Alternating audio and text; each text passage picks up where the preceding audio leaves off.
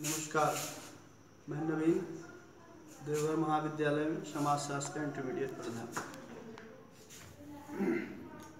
कल मैंने आपको बताया था उपनिवेशवाद, कॉलोनिज्म इंग्लिश में उसको कहते हैं। मुझे विश्वास है कि आप लोग समझ गए होंगे। अगर नहीं समझे तो मैं फिर आपको बताने का प्रयास करता हूँ कि उपनिवेशवाद यह जो शब्द है इसकी संकल्पना कैसे शुरू हुई, क्यों उपनिवेशवाद की बात हम लोगों को सोचना पड़ रहा है। क्या भारत भी उपनिवेश था, यानी कि किसी का कॉलोनाइल था, किसी राष्ट्र का? तो जी हाँ, भारत भी ब्रिटेन के अधीन था। जब हम लोग 200 साल की गुलामी जो बात करते हैं वो अंग्रेजों की जो गुलामी थी, इसका मतलब है कि हम लोग भी कॉलोनाइल थे। किसके अंदर? तो ब्रिटेन के अंदर। ब्रिटेन के अंदर कॉलोनाइल थे हम लोग। तो हम लोगों पर अंग्रेजों ने क्या क्या जुल्म किए, क्या अत्याचार किए, कैसा उनका व्यवहार था हम लोगों के प्रति, ये उपनिवेशवाद का आखिर कौन सा तत्व है, क्या है एलिमेंट्स ऑफ कॉलोनिज्म, मैं बात कर रहा हूं उस पर। तो भारत भी अंग्रेजों के अधीन था और वो कॉलोनाइल था, भारत भी कॉलोनाइल था। इसका मतलब है कि कुछ उसके एलिमेंट्स हैं, क्या क्या वो करते थे, कैसे कॉलोनाइल किए भारत को, वो मैं विस्तार से आपको बताने जा रहा हूं। पहला जो पॉइंट है ये है साम्राज्यवादी सोच। आप देख सकते हैं, साम्राज्यवादी सोच का अर्थ है कि कोई भी देश जब समृद्ध होता है तो वह देश क्या करता है, अपने उस दृष्टिकोण को आगे बढ़ाता है कि वो अपना साम्राज्य विस्तार कर सके। उसका जो प्रशासन व्यवस्था है वो अपना क्या होता है कि औद्योगिक क्रांति के बाद जब उनको लगा कि हमारा ये जो माल है वो कहाँ बिकेगा, उसके लिए उसने बाजार की तलाश करना शुरू किया और बाजार को तलाशते तलाशते वो भारत तक पहुंचा और भारत को भी अपने व्यवसाय करने के चक्कर में वो क्या किया, धीरे धीरे भारत को अपने उपनिवेश में ले लिया, अपने एकाधिकार क्षेत्र में भारत को भी ले लिया।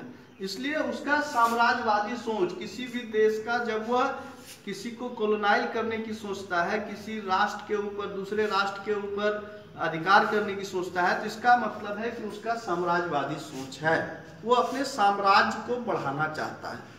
ठीक है।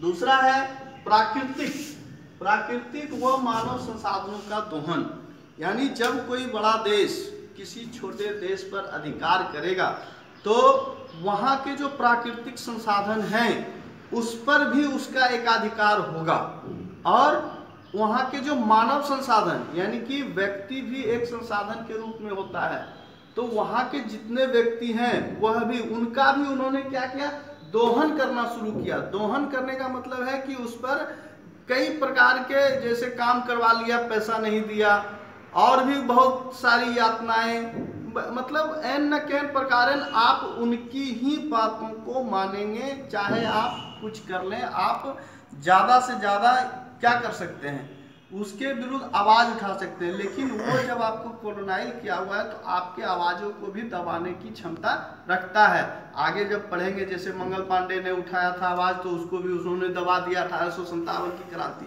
तो ये सब उसमें आता है। अब है कि मानवाधिकारों का हनन, तीसरा पॉइंट है। इसमें आपके ऊपर अगर अत्याचार भी होता है तो आप कुछ नहीं कर सकते हैं।